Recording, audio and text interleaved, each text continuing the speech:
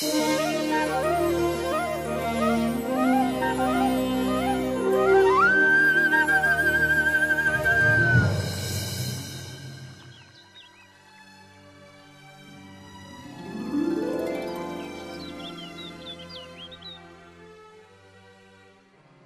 मोतियों के आभूषण पहनकर दीपावली पर हम वृंदावन की सबसे सुंदर गोपियाँ लगेंगी।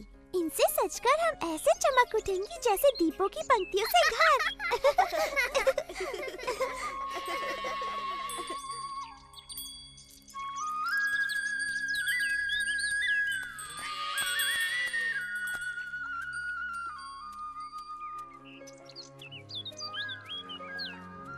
तुमने देखा ये लड़कियां मुझे किस प्रकार अनदेखा कर रही हैं बलराम? तुम्हारे सुंदर रूप के चकाचौंध में अंधी है मेरे भाई, तभी अनदेखा कर रही हैं। वो तो है ही, पर मेरे विचार से वो नहीं चाहती मैं उनके मोतियों के आभूषण देखूं जो वो दीपावली के लिए बना रही हैं। चलो देखते हैं क्या ये हमारे साथ अपने आभूषण बांटने को तैयार हैं।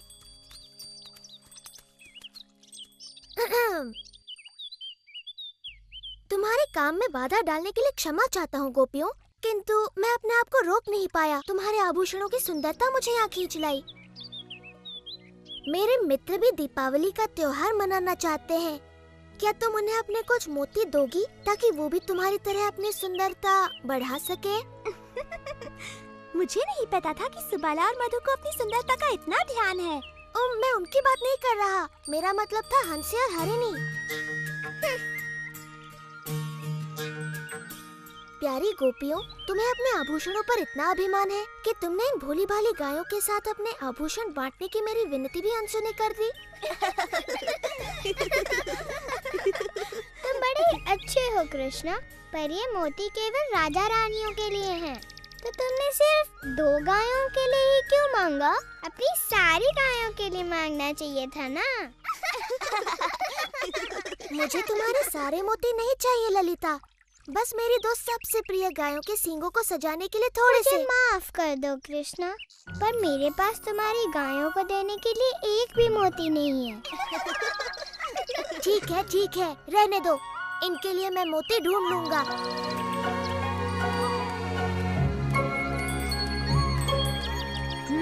उन्होंने मना कर दिया। हाँ?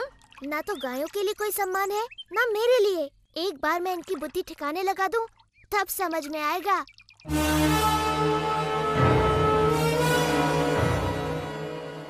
सभी असुर इस प्रयास में प्राणों से हाथ धो बैठे। तुम्हें क्यों लगता है कि तुम मेरे काल को मारने में सफल हो गए? क्योंकि मैं हूँ केशी और मेरे पैरों तले धरती कांप उठती है।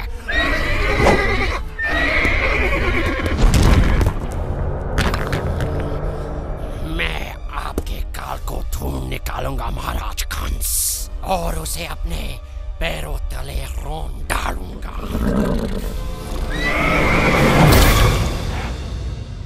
मोतियों का वृक्ष?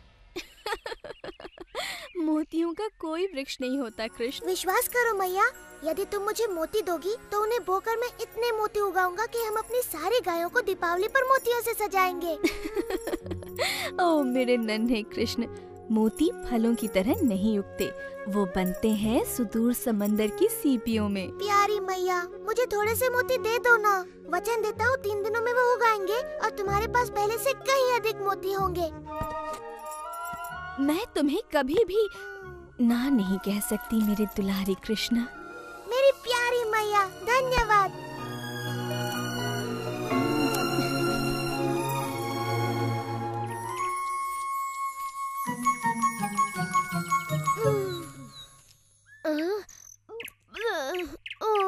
क्या हम मोतियों की खेती करने के स्थान पर स्वादिष्ट ताजा मक्खन नहीं उगा सकते? मूर्खों की तरह बात न करो मधु, मक्खन पेड़ पर नहीं लगता, तुम्हारे पेट पर लगता है। तुमने समाचार सुना रहा था, वृंदावन में सभी एक नए किसान की चर्चा कर रहे हैं। अच्छा, वो जो मोतियों की खेती कर रहा है। तुम मेरे कंगन बोकर मेरे लिए नए कंगन उगा दो ना कृष्ण। एक बार मेरे खेत में मोतियों की फसल आ जाने दो, फिर देखते हैं कि कौन किस पर हंसता है। कृष्णा, क्या हम लड्डुओं की भी खेती कर सकते हैं? नहीं मधु, पर तुम्हारे विचार से एक योजना सूझी है। तुम्हारे और सुबाला के लिए एक काम है।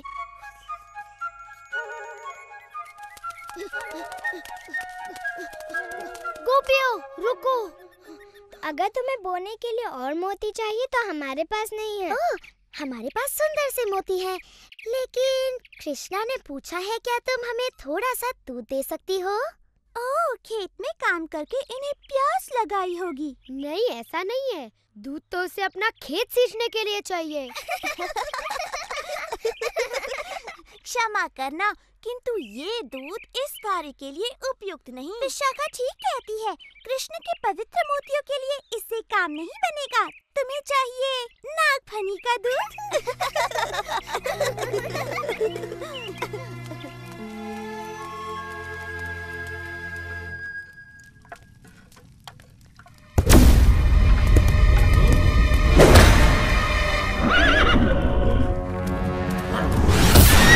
मैंने सुना है तालवन के सिपाहियों के सामने किसी बालक ने धेनुकासुर का वध कर दिया था।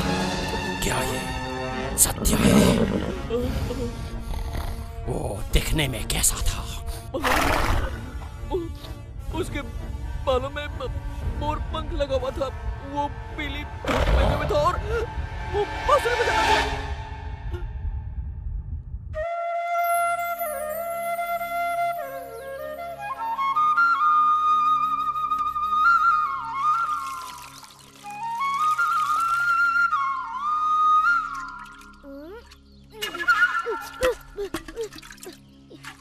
ये ठीक बात नहीं है कृष्णा। दूध मोतियों के साथ मनुष्यों को भी बढ़ने में सहायता करता है। जितनी इच्छा उतना दूध पी लेना मधु। बस एक बार तुम जैसे गोल मटोल मोती उग जाए। कृष्णा देखो, मोती अंकुरित होने लगे। मोती अंकुरित होने लगे। इनकी सुगंध अद्भुत है। भंवरे भी इनकी सुगंध से मदमस्त हो रहे हैं। ये अद्भुत सुगंध कहाँ से आ रही है? तुम्हारे मोतियों से मैया वो उगने लगे। उग तो रही हैं, परंतु मोतियाँ नहीं, कांटे। कृष्णा देखो, एक मोती खिला। ये तो हमारे हुए मोतियों से कहीं अधिक सुंदर और बड़े हैं। हम धनी हो गए। हम धनी हो गए। ये अवश्य कृष्ण का कोई छल है। ये नकली मोती हैं। मैंने आज तक ऐसे सुंदर मोती नहीं देखे।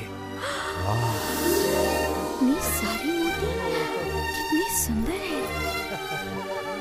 इसी का भय था।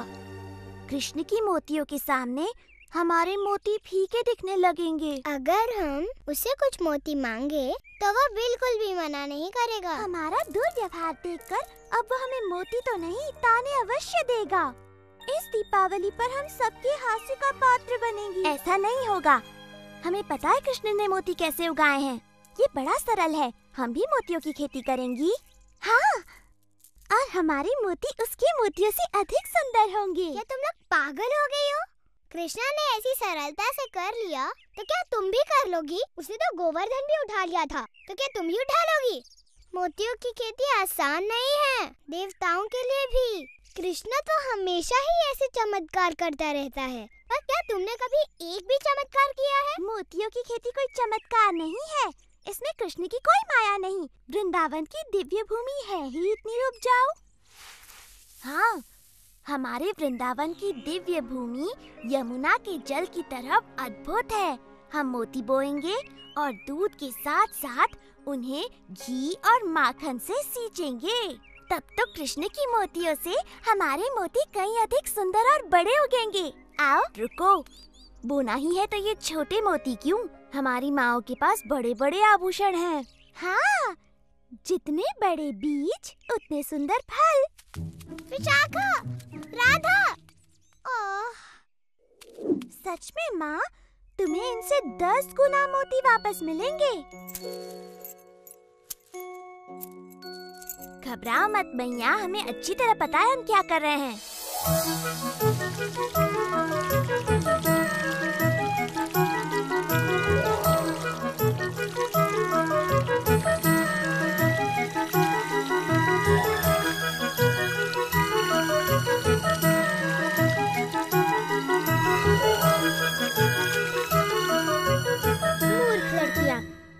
दिनों से लगी हुई हैं। उग रही है तो केवल जंगली घास। किंतु जितने मक्खन और घी से उन्हें सींचा जा रहा है, ये घास बड़ी स्वादिष्ट हो गई होगी। ये तो बड़ी गड़बड़ है। तुम चाहते हो कि उनके भी मोती उगे?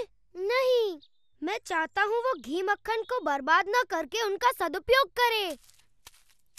कृष्णा, मेरे सच्चे मित्र, क्या मुझे कुछ देर के लिए तुम्हारी धोती, बांसुरी और मोरपंख मिलेंगे? ओह, तुम बड़े चतुर हो मधु। मेरे विचार से लड़कियां एक थके हारे मोतियों के किसान के साथ अपना घी माखन अवश्य बांटेंगी।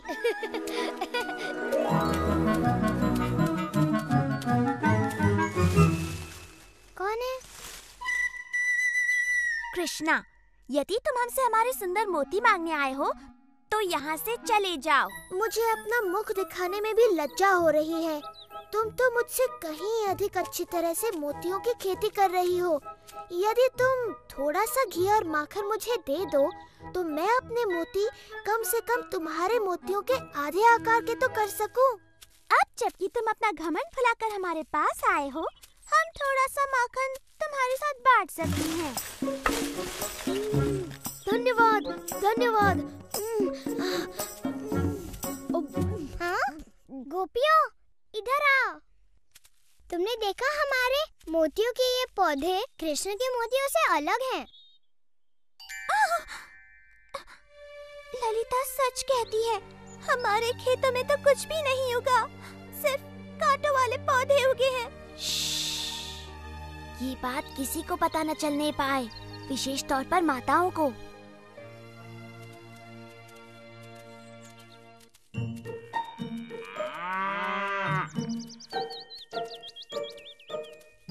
हार्दिक शुभकामनाएं। सुना है तुम्हारे खेत में फसल लहलहा उठी है। अच्छा, तुम्हें किसने बताया? एक नन्ही चिड़िया ने, जिसके पैर में कांटा चुभ गया था।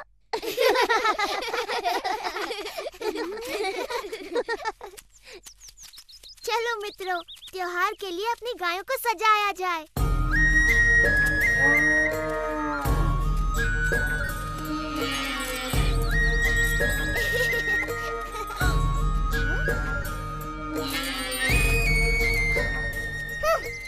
माताओं को जब पता चलेगा कि हमने उनके सारे मोती खो दिए तो वो बड़ी क्रोधित होंगी। मैंने तो पहले ही कहा था, पर तुमने मेरी बात ही नहीं सुनी। ये सब कृष्णा ने किया। मैं समझी नहीं विशाखा। वो झाड़ियों में छुपा था, याद है? उसी ने अपने साथियों के साथ मिलकर हमारे पौधे उखाड़कर उनके जगह कटीले पौधे लगा दिए होंगे। इस बार उसने उत्पात की सीमा लांघ दी है। मैं मैया यशोदा को बताऊंगी। क्या बताओगी राधा? कि कृष्णा ने इतने सुंदर सुंदर मोती उगाए कि उससे सुंदर मोती उगाने के लिए तुमने अपनी माँ के मोती भी खो दिए।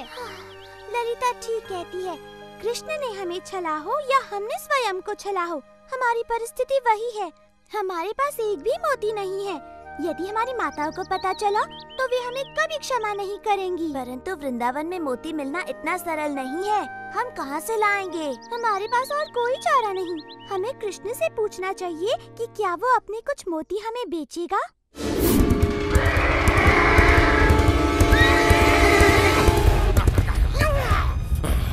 कहाँ है वो बालक?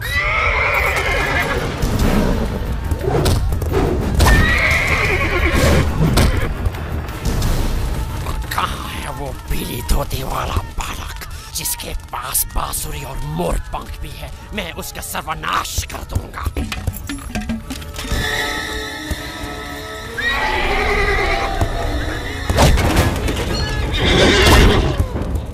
चलो, यमुना चलो। इतना सारा माखन और घी खाकर तो मेरा पेट भर गया। लगता नहीं कि मैं महीने भर तक और कुछ खाऊंगा।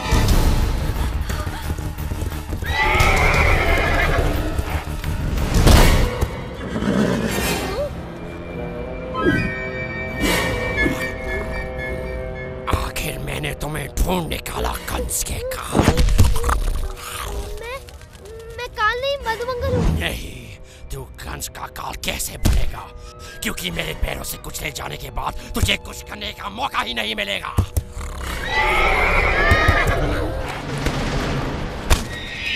तुम जिसे ढूंढ रहे हो वो मैं हूँ।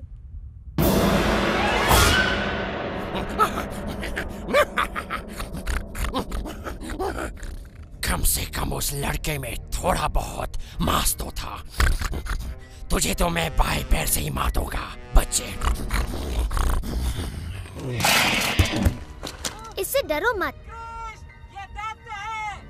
केशी बिल्कुल हमारे खेलने वाले काठी के घोड़ों जैसा है। अब देखेगा तो कि मैं कितना खतरनाक हूँ और क्या कर सकता हूँ।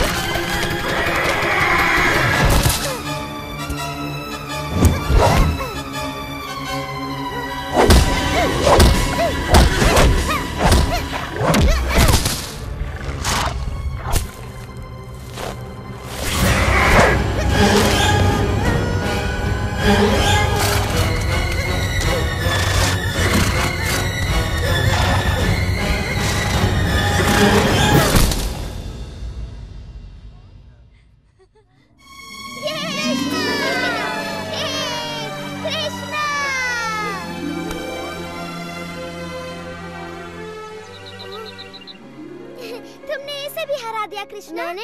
मैंने इसे मारा? पूरी तरह तो नहीं मेरे मित्र, परंतु भेष बदलकर वीरता पूर्वक इसे मुझ तक तो तुम ही लाए। मैं अब कभी भी तुम्हारा रूप नहीं धरूंगा कृष्णा, चाहे जितना भी घी माखन मुझे खाने को मिले। बहुत सही कहा मधु, ये राय दुरुस्त है।